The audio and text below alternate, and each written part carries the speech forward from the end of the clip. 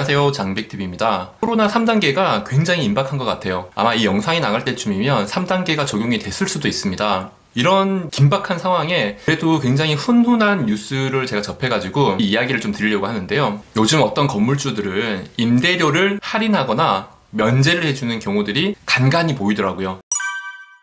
얼마나 감사한 일이에요. 있는 분들이 힘든 분들을 도와주는 이런 현상. 어떤 분들은 10%, 어떤 분들은 30% 임대료 면제, 그리고 어떤 분들은 코로나 끝날 때까지 임대료를 받지 않겠다라고 하는 건물주분들도 계시더라고요. 정말 감사한 일이죠. 그런데 건물주가 그리고 임대인들이 임대료를 할인해 주지 않는다고 이렇게 어떤 악마처럼 몰아가는 분들도 있더라고요. 그런 분들을 볼 때는 조금 안타까운 마음이 드는데요. 어찌되었건 건물주든 임대인이든 재산권이 있잖아요. 본인의 재산. 그래서 막연히 할인을 하지 않는다고 해서 욕을 하는 것은 좋지 않다라고 생각을 합니다. 저 같은 경우는 사실 임대인의 입장도 아니고 임차인의 입장도 아닙니다. 그렇기 때문에 제가 좀 객관적인 입장에서 이 이야기를 좀 말씀드릴 수가 있는데요.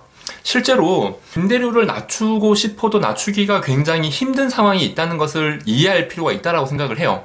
오늘은 건물주가, 간물주가 그렇게 부자임에도 불구하고 그 조그만한 몇십만 원 정도의 임대료를 낮추지 않는 이유에 대해서 두 가지로 제가 좀 미리 설명을 좀 드리려고 합니다. 아시는 분들도 많이 계시겠지만 아마 이해 못하시고 계셨던 분들도 분명히 계실 거라고 생각을 하기 때문에 이 두 가지를 설명을 드리려고 해요. 첫 번째로는 우리가 생각하는 건물주가 대부분이 굉장히 부자이겠죠.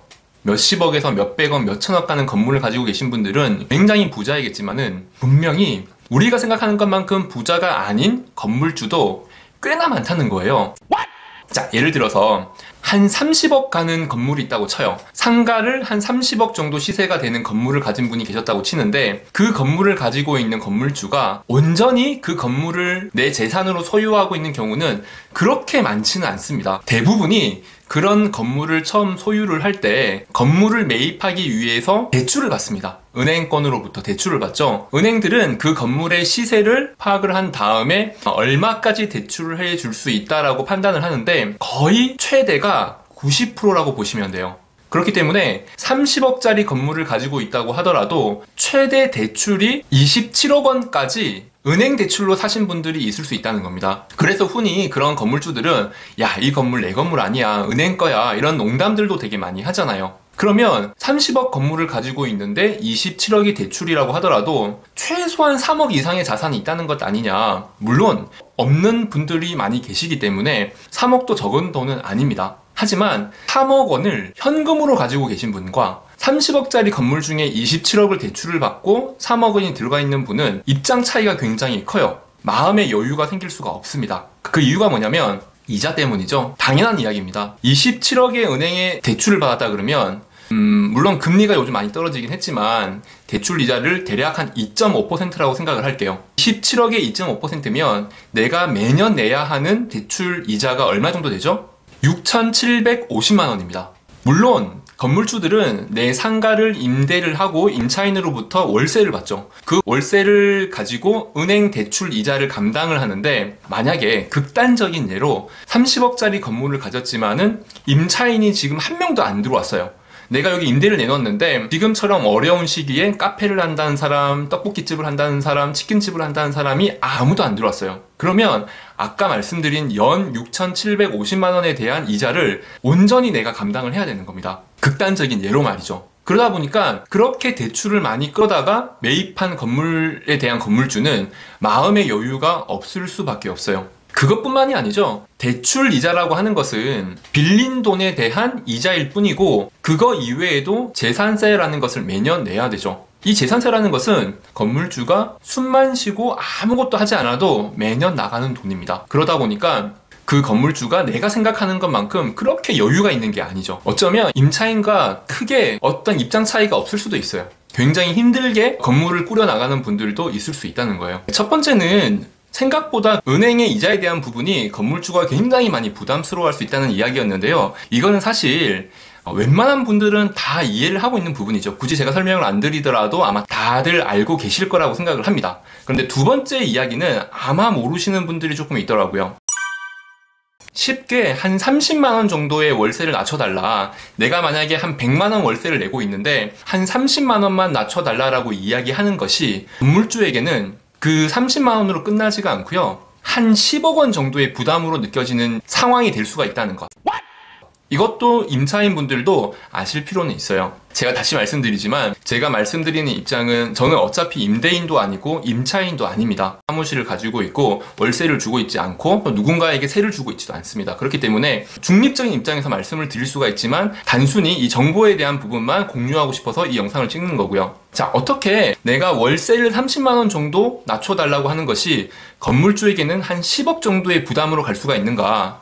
자, 설명을 좀 드리자면은 이 상황을 이해하기 위해서는 지금 제가 내는 퀴즈에 대해서 해답을 알고 계신다면은 바로 이해가 가실 거예요. 하지만 이 퀴즈를 정확하게 바로 답을 알지 못한다 그러면은 지금 이야기를 들어야지 아마 이해가 가실 겁니다. 자, 내가 어떤 상가를 가지고 있어요. 그런데 상가를 임대하는 비용이 월세 100만 원이고 3년간 계약을 한다고 가정하겠습니다. 자, 그런 경우 여기에 임차인이 잘 안 들어와서 새로운 임차인에게 둘 중에 하나를 제안을 해요. 첫 번째로는 원래 월세 100만 원짜리 상가인데 내가 30%를 낮춰요. 그래서 월세 70만 원짜리 상가로 계약을 합니다. 3년간. 첫 번째가 30% 낮추는, 30만 원 낮추는 월세 계약을 하는 것과 두 번째, 월세는 100만 원 그대로지만 1년간 월세를 면제를 해주는 거예요. 1년간. 둘 중에 하나를 건물주가 선택을 할 수 있다 그러면 건물주는 어떤 쪽을 선택을 해야 될까요? 어떤 쪽을 선택을 할까요? 비슷하죠? 월세 100만 원에서 70만 원으로 낮추는 것과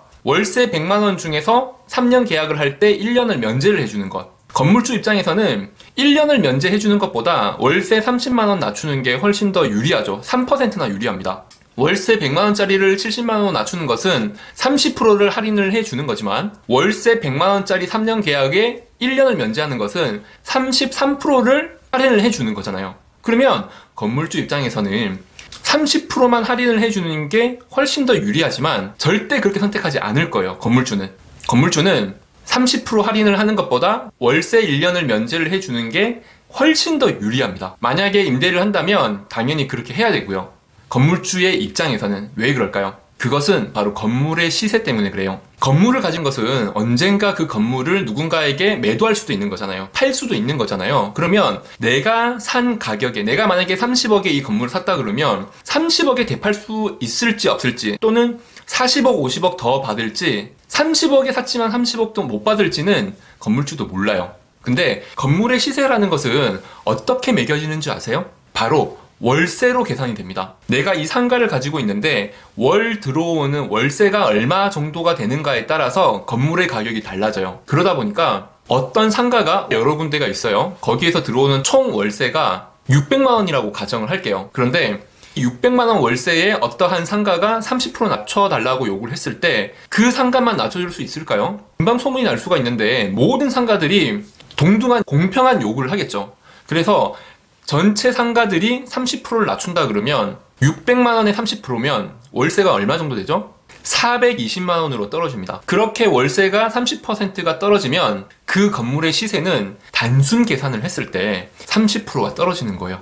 30억짜리 건물을 가지고 있고 월세 600만 원 받는 그 건물은 30% 월세가 떨어짐으로 인해 가지고 10억 원이 날아가는 겁니다. 시세가 그렇게 바뀌어버려요. 총 월세를 가지고 그 건물의 시세가 정해지는 경우가 많기 때문에 그렇습니다. 그래서 이런 코로나에도 건물주의 입장에서는 내가 월세를 몇 개월간 적게 받거나 안 받는 경우는 있을 수가 있지만 임대차 계약 자체를 낮춰주는 경우가 없는 이유가 이것 때문에 그래요. 내가 그 1, 20만 원, 2, 30만 원이 욕심이 나서 안 낮춰준다기보다는 건물주 입장에서는 건물의 시세가 몇 억이 딱 깎여버리는 이유가 될 수가 있기 때문에 쉽게 월세를 조정을 못 해주는 겁니다. 자, 우리도 언젠가 건물주가 되어야죠. 건물주가 되기 위해서는 지금의 상황에 대해서도 잘 이해를 하고 무작정 이 월세에 대해서 욕을 하거나 요구를 하거나 이렇게 하는 것도 올바르다라고 할 수는 없어요. 욕을 하는 것도 건물주에게는 큰 무리가 될 수 있다는 건 언젠가 우리도 건물주가 될 테니까요.